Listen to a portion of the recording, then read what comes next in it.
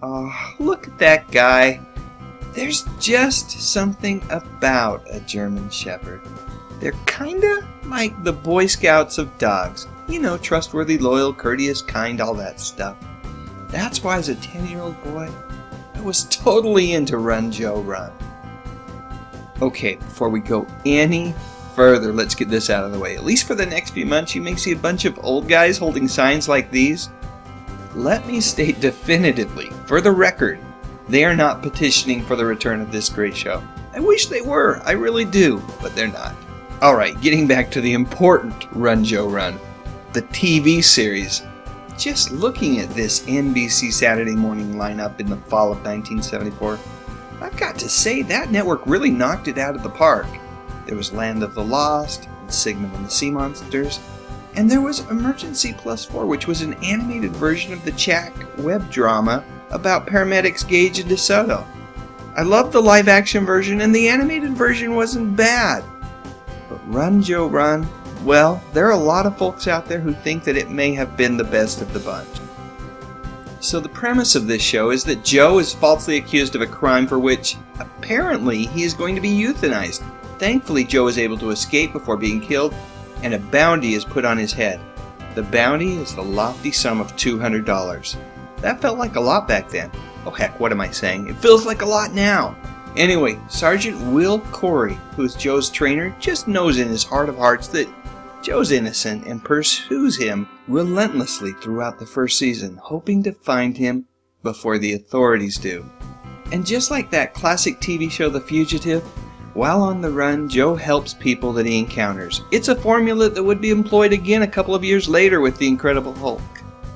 Among those people that Joe helps out are Christy McNichol and that little feller who played Cousin Oliver on The Brady Bunch. Other actors who appeared on the show during its 2-season run were Christy's brother Jimmy, Donnelly Rhodes, Chuck McCann, and even the great Robert Carradine. So I mentioned that the show had a 2-season run, but Sergeant Corey, well, he only searched for Joe during that first season. Not sure why the actor who played him, Arch Whiting, left the show. But when Season 2 rolled around, Sergeant Corey was called back to active duty and was forced to give up his search for Joe. In his place, Joe befriended an amiable feller named Josh McCoy, played by actor Chad States. Truthfully, if I had to compare, although they were both good, Season 1 was superior. Those first 13 episodes felt more like something you might see on primetime television instead of Saturday morning TV. It was just that good. Sadly, you can't watch Run, Joe, Run these days. No official DVD set, no streaming options, not even old VHSs appear to be available.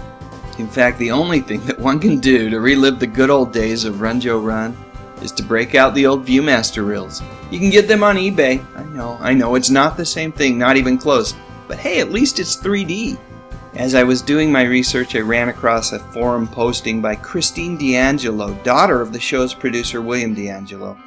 The family apparently has copies of all 26 episodes, and they're trying to find the right company to help with distribution.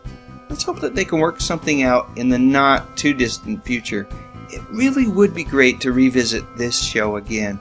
Based on Christine's post, if the show ever does come to light of day, it just might be, more than anything else, an act of love for the dog who played Joe. You see, he was the D'Angelo family dog, and he was truly beloved, and is fondly remembered to this very day. One more thing.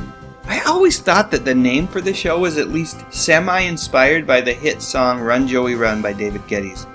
Turns out that it might be the other way around, as Run, Joe, Run debuted on television in 1974. And Run, Joey, Run wasn't played on the radio until a full year later in the fall of 1975.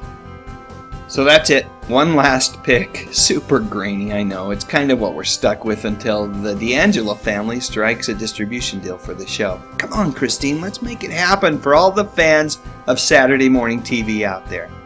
Alright, folks, now it's your turn.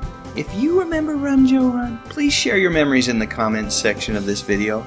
Also, if you enjoyed this little excursion down memory lane, I sure would appreciate a thumbs up. Maybe even share this video on Facebook or Twitter, and what the heck. why not consider subscribing to my little channel?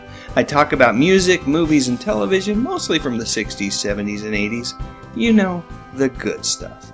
But most importantly, and as always, thank you so much for watching.